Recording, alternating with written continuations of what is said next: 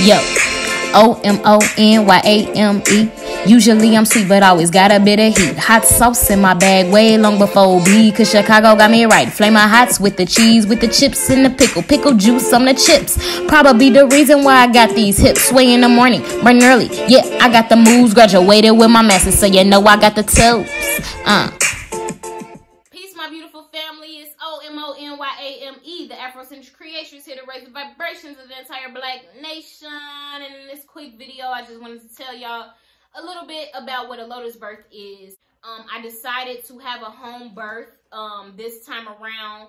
What triggered that to be a definite thing for me was finding out that the hospital that I would have been delivering in doesn't allow for Lotus births. They do allow extended cord clamping, but they don't allow Lotus births. I think it's something that many of us just don't know about, and here is a good time to get some information. For those who don't believe in natural practices, or that's not your particular lens that you look at things through, please don't comment on my video below trying to discourage me or any other Black women or women in general who might want to have a Lotus birth for themselves for their own particular spiritual holistic reasons. It's not for everybody, but at the end of the day, it is for some of us. And just because you have your views of what it might be or what it's not doesn't mean that you need to take away another woman's feeling about what that might be for her.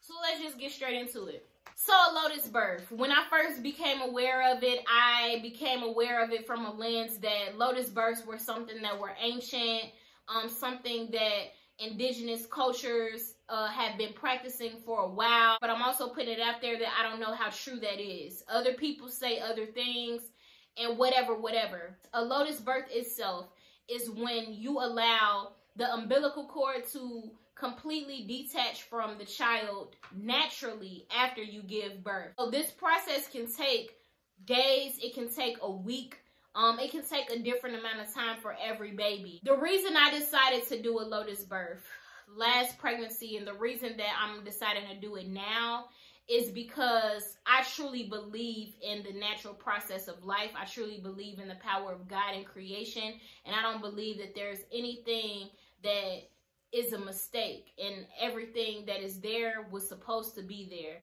Cutting the umbilical cord just felt weird to me, just because it's like, why are we doing that, right? And some couples just really allow it to naturally fall off.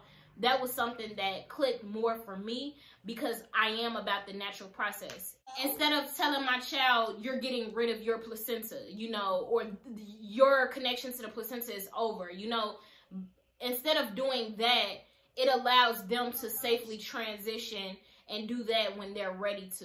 It's already a lot coming into a new world. It's already a lot coming from the womb into this earthly plane. You know what I'm saying?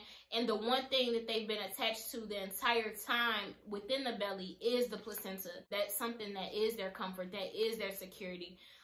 That is something that has giving them nutrients, all types of things. They've become attached to that placenta. The placenta to naturally detach from the baby, I see that as being a time where you're allowing your child to naturally transition to this new realm that they are in, without any interruptions, without any interjections, without rushing the process, giving them the time that they truly need and desire.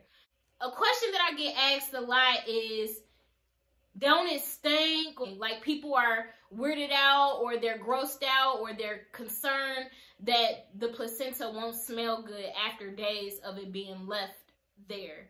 Sea salt is the preservative, and then putting any kind of herbs that you want to put on the placenta after that, those are what keeps it fresh. That's what keeps it preserved.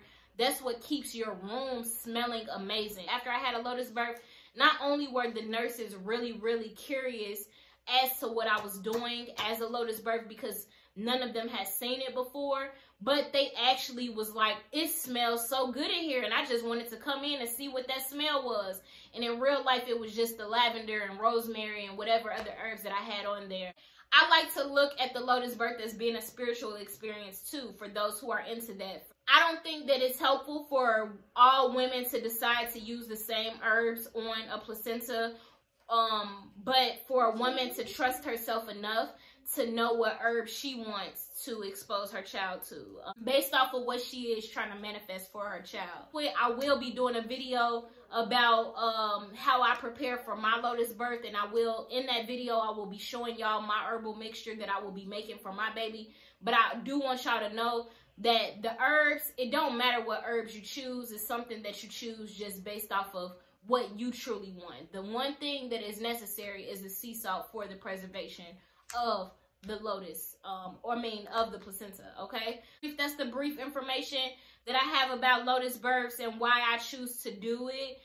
It was a beautiful experience. For some people, you already know that I had a C-section with Kamaria, so being able to actually have a Lotus birth, given that I had a C-section, meant a lot to me, because it felt like the one thing that I was in control of, the one thing that empowered me in my birthing experience, the one thing that nurses and doctors came in and asked me about because they felt like I was the expert in that realm. If you have any questions, let me know. Comments, put them below. Peace, love, Black power all day, every day. Ain't no other way, okay?